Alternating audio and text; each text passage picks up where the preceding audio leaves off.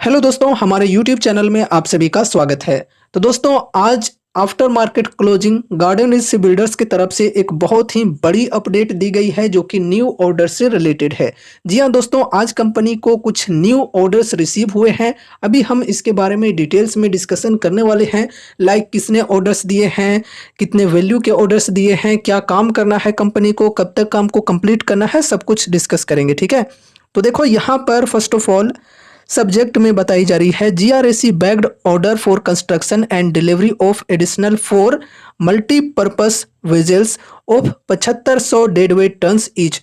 तो देखो, कंपनी को बेसिकली एक्सपोर्ट ऑर्डर्स मिले हैं जिसमें 8 टोटल मल्टीपर्पस वेजल्स बनाकर डिलीवर करने हैं। अगर हम ये वेजल्स के कैपेसिटी की बात करें तो प्रत्येक की कैपेसिटी होगी 7500 डेड वेट टन्स की।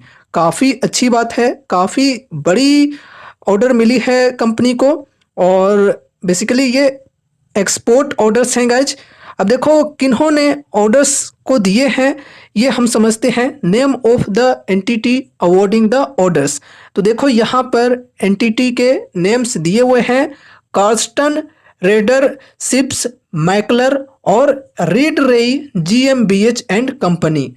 ठीक है, तो ये दोनों जो एंटिटी हैं इन्होंने ये ऑर्डर्स दिए हैं। अब देखो significant terms and conditions of order construction and delivery of additional 4 multipurpose vessels of 7500 dead weight ton each totalling to 8 vessels.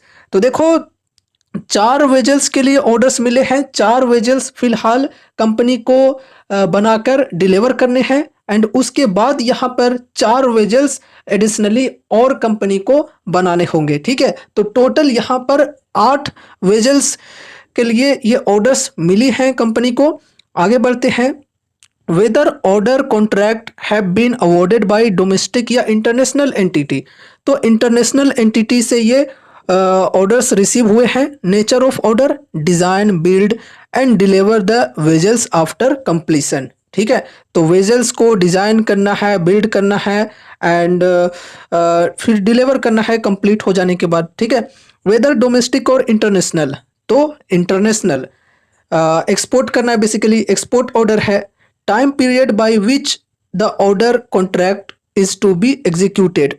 तो देखो टाइम पीरियड बताई जा रही है 33 months from the date of signing of contract. तो contract sign हो जाने के बाद से 33 मंथ्स यहाँ पर बताई जा रही है ऑर्डर को कंप्लीट होने का समय। ठीक है, ब्रॉड कंसिडरेशन और size of the order additional approx 54 million USD for further 4 vessels. The total value would be approx 108 million USD for 8 vessels. तो यहाँ पर फर्स्ट जो 4 vessels कंपनी बनाएगी उसके वैल्यू की बात करें तो $54 मिलियन बताई जा रही है। फिर एडिशनली 4 जो और वेजल्स हैं उनके लिए $54 मिलियन और हो गए। तो टोटल 8 वेजल्स के लिए यहाँ पर $108 मिलियन के ऑर्डर्स मिले हैं कंपनी को। काफ़ी बड़ी ऑर्डर्स है गाइज। अगर हम इसे इंडियन करेंसी में एंड करोड़्स में बात करें तो लगभग ये हो जाता है 900 करोड़ की। ठीक है, 900 करोड़ के ऑर्डर्स मिले हैं कंपनी को 8 वेजल्स के लिए। ठीक है, एंड अगर हम 4 वेजल्स की बात करें तो लगभग यहाँ पर 452 करोड़ की होगी। ठीक है, तो काफ़ी बेहतरीन ऑर्डर्स मिली है कंपनी को, एक्सपोर्ट ऑर्डर है। एंड ये जो ऑर्डर है ये गवर्नमेंट की जो एम रखी गई है 50,000 करोड़ की एक्सपोर्ट ऑर्डर से रिलेटेड, उसमें एक महत्वपूर्ण योगदान होगा। ठीक है, बहुत ही अच्छी बात है। एंड इस न्यूज का इम्पैक्ट हमें कल के दिन स्टॉक प्राइस में देखने को मिल सकता है। अब चलो यहाँ पर हम टेक्निकल्स को डिस्कस करते हैं।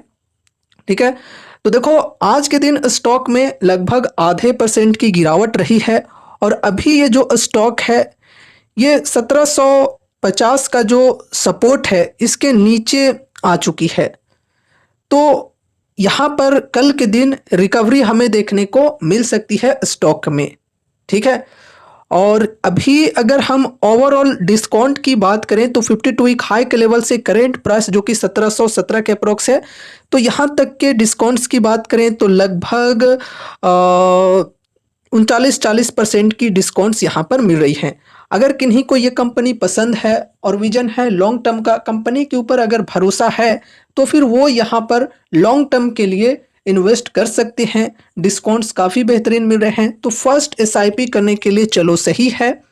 एक छोटी सी अमाउंट के साथ इन्वेस्टमेंट की शुरुआत कर सकते हैं, बल्क में बाइंग के लिए बिल्कुल भी नहीं। एंड अगर गिरावटें कंटिन्यू रहती हैं तो फिर हर 5 से 10% की डिप पर ऐड ऑन करके चल सकते हैं।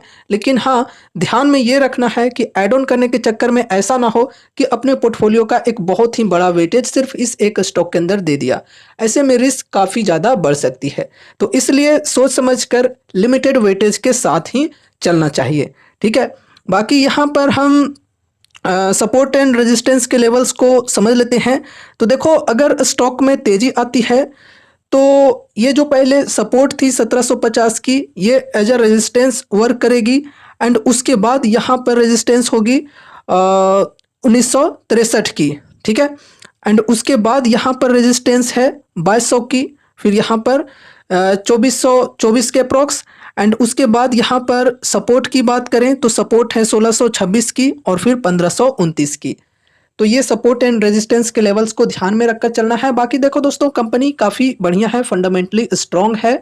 एंड डिफेंस सेक्टर के अंदर अगर किन्हीं को हाई रिस्क लेकर चलना है तो वो इस कंपनी के ऊपर अपनी स्टडी कर सकते हैं। स्मॉल कैप कंपनी है तो उस हिसाब से रिस्क भी यहाँ पर काफ़ी ज़्यादा है। ठीक है, और रिस्क ज़्यादा है तो रिवॉर्ड्स के चांसेस भी काफ़ी ज़्यादा है। तो दोस्तों, ये रही हमारी आज की वीडियो जीआरएससी स्टॉक के ऊपर। उम्मीद है कि इस वीडियो के माध्यम से आपको कुछ यूजफुल इन्फॉर्मेशंस मिलेंगे। तो वीडियो को लाइक करके चैनल को सब्सक्राइब कर देना और मिलते हैं अगले नए वीडियोस के साथ। तब तक के लिए बाय बाय।